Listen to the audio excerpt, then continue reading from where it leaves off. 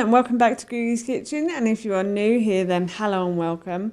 My name's Alexis and today I want to share with you how to make my chocolate, beetroot and banana cake. As I just mentioned, today I want to share with you how to make my chocolate, banana and beetroot cake. Now this recipe is really easy, and the reason I'm making this now is because beetroot has started to come back into our shops. Beetroot I find is a seasonal vegetable. You can't always buy it all year round, and it always seems to come in about this time of year. So I start to see it on the shelves in our supermarkets and my local farm shop as well. And I love beetroot. I really enjoy cooking with it, and I normally make savoury foods with it. But today I thought I'd make a sweet dish for you, and this one is brilliant. If you've got any leftover beetroot and some old bananas, then this is a great recipe to use those up. And that's what I have today. So while I was making this delicious cake, I thought I'd share the recipe with you. So here is how to make my chocolate, beetroot and banana cake. First thing I'm going to do is preheat my oven to 200 degrees. While my oven is preheating, what I'm going to do is I'm going to pre-line and oil my baking tray. So here I have some sunflower oil, and I'm just going to put a little bit in the base of this baking tray. So I have a sort of square tin for this, but you could use any kind of tin you want to. And all I'm going to do now is just oil the base and around the sides. And then I've cut 2 pieces of greaseproof paper, and I'm going to put these inside, and then I'm going to put a bit of oil on the top of this one so it doesn't slide around when I put the cake mixture in the cake. And then I'm going to put this one on top like so, and I'm going to oil this as well. So I'm just going to put a little drop of oil in the base of this pan on top of the greaseproof paper, and I'm just going to spread that around the base and around the sides as well. So as you can see, I've cut these 2 pieces of greaseproof paper so they fit into the tin. So I just basically pulled the greaseproof paper out, laid it down and then cut a line across. But you could use a ruler and measure it if you wanted to as well. So yes. And that is my pre-lined baking tray greased. So I set my pre-lined baking tray aside for now, and what I'm going to do is I'm going to start mixing the dry ingredients together. So in this bowl here I have 200 grams of ground porridge oats. So I got some porridge oats and I just simply ground them up in my blender until they formed a flour like that. And I'm just going to put them into this mixing bowl. And then I've got 100 grams of ground almonds as well, that I'm just going to put in here. And then I've got 100 grams of rice flour that I'm going to put in too. And then in this bowl here, I have about 50 grams of ground flaxseed. Now you might be thinking there's a lot of ingredients in here, and you don't have to add the ground flaxseed if you don't want to. That is optional, but it does give the cake a lot of flavour, texture, and it's just really nice, and it just adds a bit of extra vitamins. Shh, don't tell my family, okay? Some good vitamins and minerals are in flaxseed. And they're also great for your digestive system as well. So yes, trying to keep everyone healthy in this house, I am. And then in this bowl here I have about 50 grams of raw cacao powder. You could use cocoa powder if you want to, but I use the raw cacao powder, the organic, because it doesn't have any other ingredients in it. It's just simply taken from the tree and ground up. So it is the raw plant in there. So I'm just going to mix these together now. And then in this bowl here, I have 1 teaspoon of baking powder and 1 teaspoon of ground sweet cinnamon.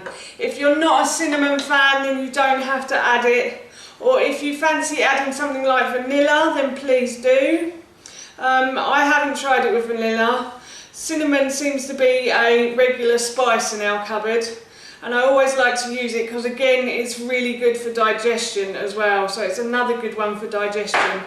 So yes, so I'm going to mix all of this together now, and then I'm going to set this aside and I'm going to deal with my wet ingredients now. So now I'm going to deal with my wet ingredients, and what I've got here is 150 grams of coconut sugar.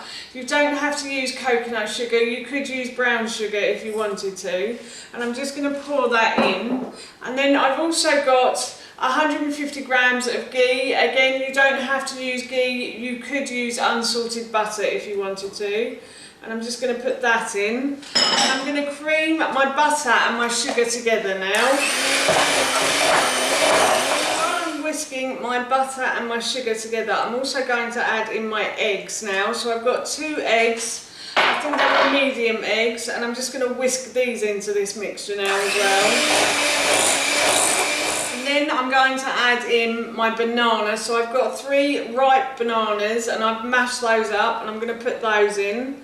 And then on this chopping board I have peeled and grated 1 red beetroot, so I'm going to put that in as well.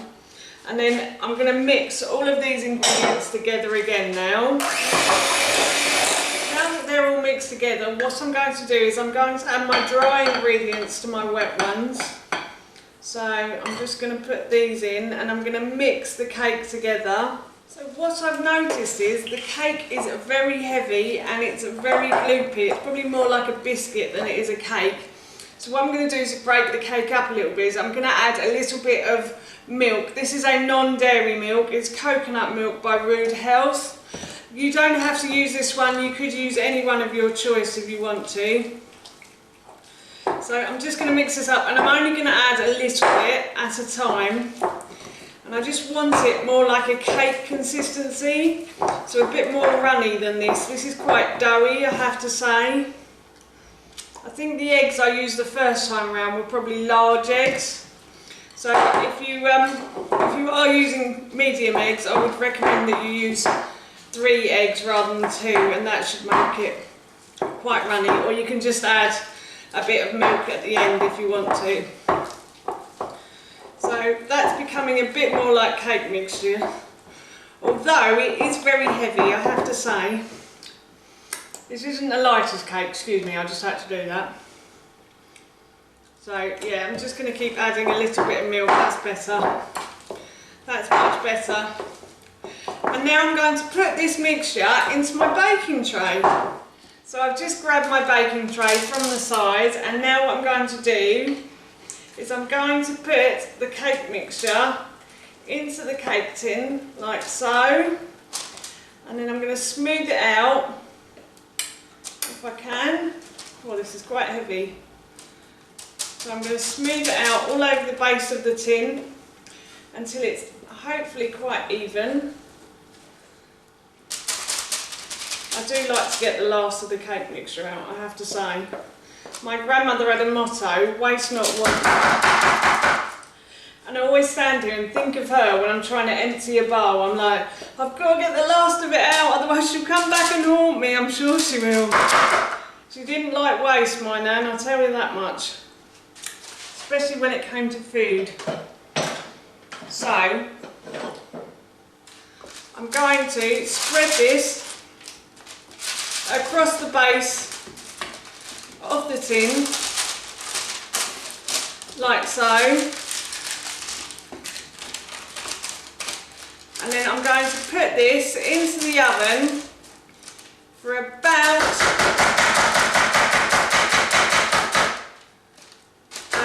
25 to 30 minutes now. So the cake has been in for about 30 minutes, and I'm just putting a skewer in, and it keeps coming out clean everywhere I put it in. So that means the cake is cooked. So I'm going to take this out and I'm going to leave this to cool now. So my cake has cooled, and what I'm going to do is I'm going to slice it up now. I would recommend that you do leave it to cool, because otherwise it tends to fall apart. If it's still quite warm when you cut it, it will fall apart quite easily. But this is beautifully cooked, I have to say. It's a really rich brownie. It's like a chocolate brownie, I suppose. And it's very rich. And it smells absolutely delicious as well. It's quite stodgy, so you probably only need a small piece of this. So I'm just going to cut myself a small piece and put it on a plate like so. So I just cut down there and I'd make this into small squares basically, because honestly you really don't need a lot of this. It is stodgy and rich but absolutely delicious. So that is my chocolate, beetroot and banana cake done. So that's how you make my delicious chocolate, beetroot and banana cake, and that recipe I will link in the description box below for you. As I mentioned earlier, I'm off to eat this with a cup of tea now. So that's it from me. Thank you so much for watching. Please feel free to give me a big thumbs up if you enjoyed this video, and please feel free to leave any comments below. And please don't forget to hit that subscribe button. See you all soon. Bye.